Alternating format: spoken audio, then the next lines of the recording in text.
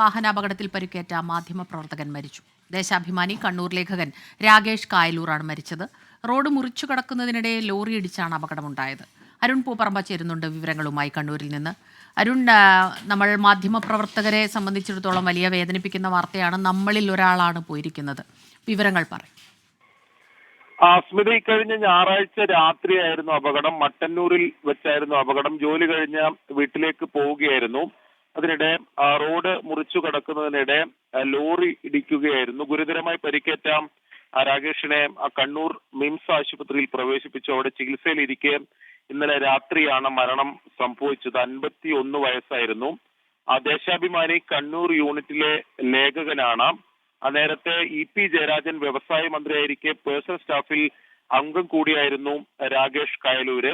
ഏറെക്കാലത്തെ മാധ്യമ പ്രവർത്തന പരിചയമുള്ള ആൾ കൂടിയാണ്. ദേശാഭിമാനിയിലും അതോടൊപ്പം തന്നെ മറ്റ് പത്രങ്ങളിലൊക്കെ പ്രവർത്തിച്ചിട്ടുണ്ട്. കാസർഗോഡ് യൂണിറ്റിലും ജോലി ചെയ്തിട്ടുണ്ട്. ഈ പൊതുദർശനം ദേശാഭിമാനി ഓഫീസിലും മട്ടന്നൂരിലുമാണ് നിലവിൽ നിശ്ചയിച്ചിട്ടുള്ളത്. അതിനുശേഷം വൈകിട്ട് 4 മണിക്ക് മട്ടന്നൂർ പൊറോറയിലെ പൊതുശ്മശാനത്തിലായിരിക്കും സംസ്കാര ചടങ്ങുകൾ എന്തായാലും നടക്കുക. അല്പസമയത്തിനകം ദേശാഭിമാനി ഓഫീസിൽ പൊതുദർശനം ഉണ്ടാകും. അതിനുശേഷം മട്ടന്നൂരിലേക്ക് മൃതദേഹം കൊണ്ടുപോകും. ശരി. വാഹനാപകടത്തിൽ പരിക്കേറ്റ മാധ്യമപ്രവർത്തകൻ ദേശാഭിമാനി കണ്ണൂർ ലേഖകൻ രാകേഷ് കായലൂറാണ് മരിച്ചത്. അരുൺ പൂപ്പറമ്പയാണ് വിവരങ്ങളുമായി നമുക്കൊപ്പം ചേർന്നത്.